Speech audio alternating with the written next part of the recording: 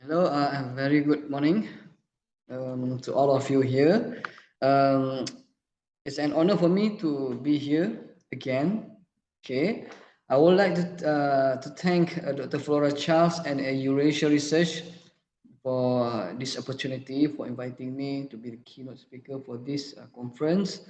And it's an honor for me to share my knowledge, to share my research, and to share my expertise with all of you today. So I'm Dr. Muhammad Razmi bin Nordin here from Faculty of Education, University Kebangsaan Malaysia here in Malaysia. So again, I hope you are in good health, and I hope that you enjoy, you're happy to be here to this conference, and I hope you're comfortable with your condition today. So it's an honor for me to represent my faculty, my university, and also it's an honor for me to represent special education. So for not who are not familiar with special education, special education is this education service that we provide to students with disabilities, which we have here in Malaysia. We have three core categories. One is the visual impairment category, visual impairment students category, and we have a hearing impairment students, and the third one we have learning difficulties students. So these three core categories we have here, and we provide them special educations, and then we are grooming them to three core service, three core program. The first one we call as special education schools. In here, in special education school, we train teachers to teach special needs students. Normally, we groom here the visual impairment students and also hearing impairment students, which is the specific schools. We have special education school for hearing impairment and special education school for hearing for visual impairment. So what you can see here in my back, uh, that's what we call a braille. This visual impairment students use for writing. Okay, and then the second one, the second program we have here is special education integrated program, which is a program that we have in a school, in normal school, typical school, and then normally here we have learning difficulty students category. So here also the teachers will train to teach the students, and also we have the third one. We have inclusive education program, which is we bring special needs students to mainstream school, and then we have we learn, we teach together with typical students. So this is that's some of instruction for special educations to which who is not familiar with special education. So today in a 6th Prague International Conference on Social Science and Humanities 2022, I would like to share with you my research, my brief research on the best practice for the best practice of guidance and counseling for special needs students in special education schools. Okay, so before this, I I note that we have three core programs here in Malaysia for special education. One of them is special education schools. So this brief study or this review I made in special education schools. So again, I'm Dr. Muhammad Razmi Menondin, special education lecturer here in Faculty of Education, University Kebangsaan Malaysia. Or in English, we know as National School of Malaysia, National University of Malaysia. Okay, So this is my faculty of education. So here we have the three main program, which is a special education, uh, sports and recreations, and also teaching English as second language. That's all. So for introduction for my my study is guidance means the process, because I'm I'm carry I'm carried study for guidance and counseling guidance in for the special needs students. So which is the best practice that I can suggest to whom uh, who will deal with special needs students for guidance and uh, counseling.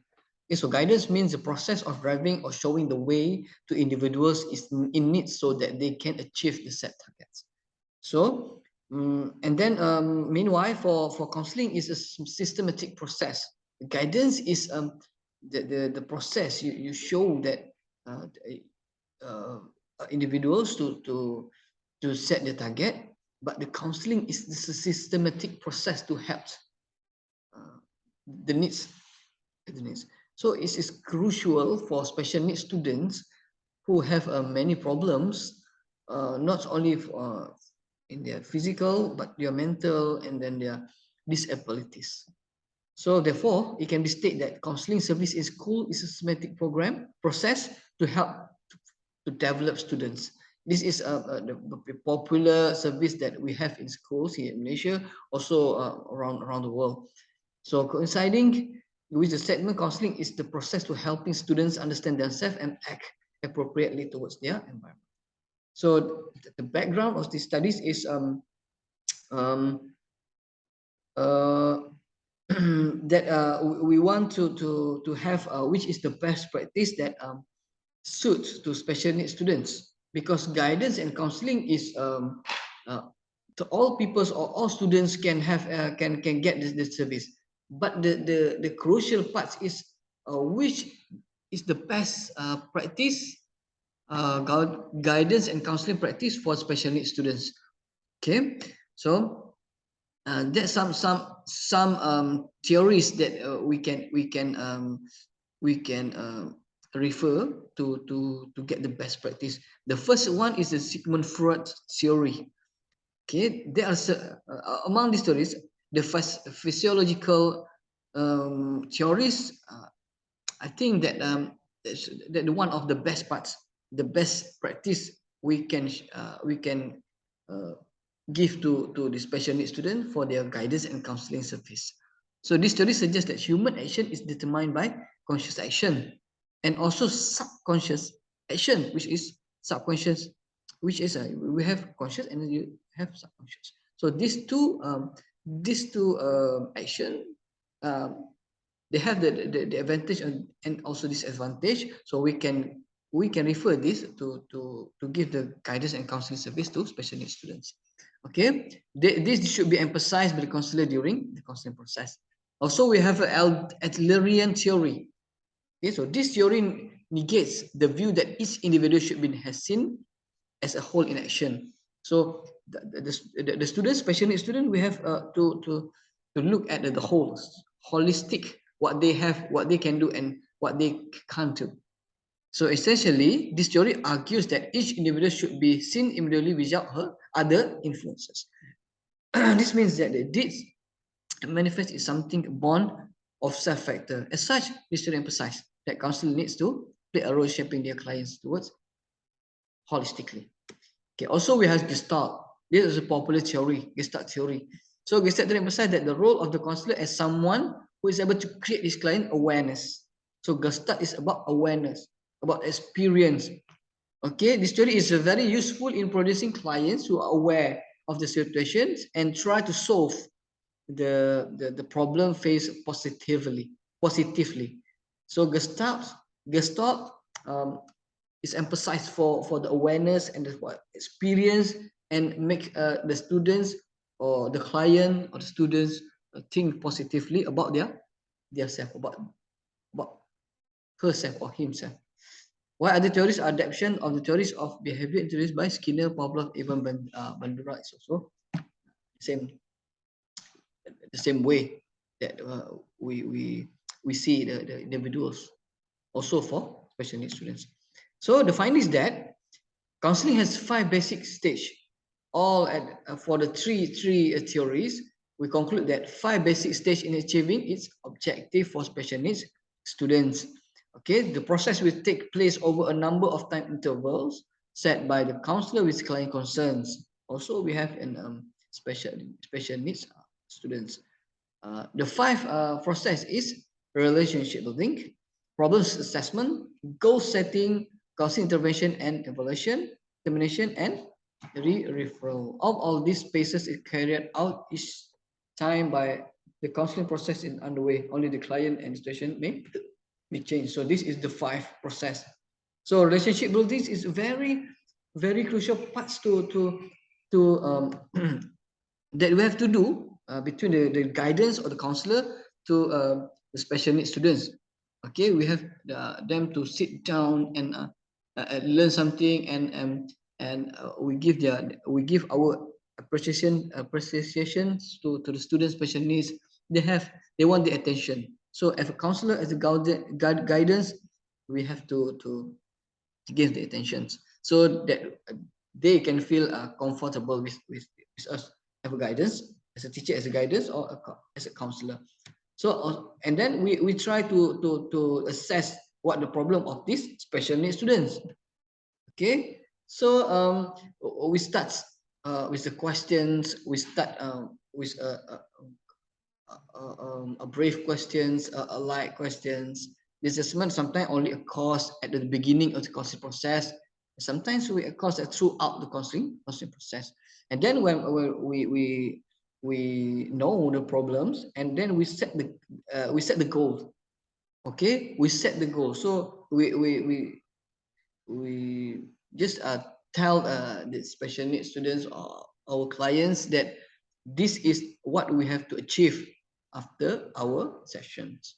Okay, so we have to remember that special education school is only we groom all these special needs students which is in visual impact category or hearing impact category, so that they can understand, even though they are disabilities, but they can understand uh,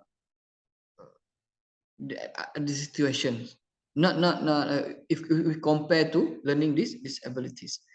So and then we start the interventions, so the relevant interventions, and then we can achieve the target. So it's the crucial part actually to give the guidance and counseling for special needs students.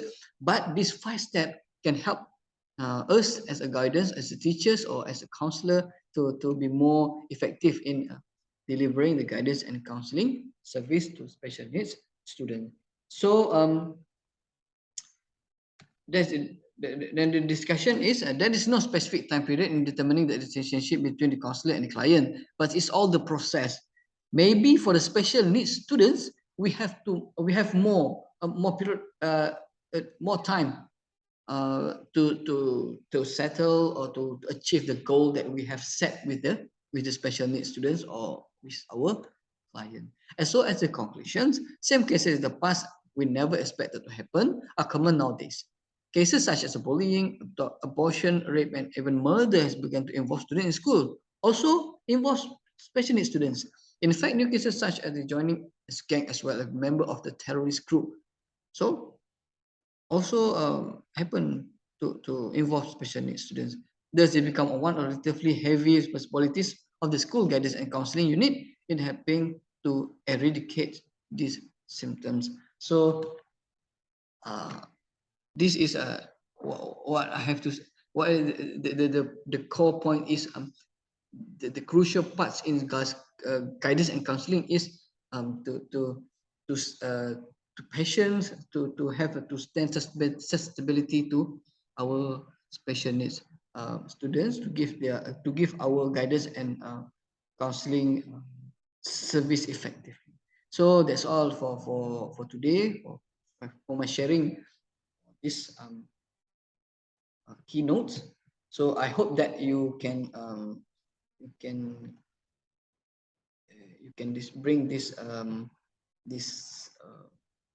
brief review or brief study to others, so that we can share with them so the best practice of guidance and counseling for special needs students in special addiction school cases in Malaysia. So that's all for today. Thank you for joining me, and I hope that we can collaborate again in future. So thank you so much. Hope we can meet again in future. Thank you.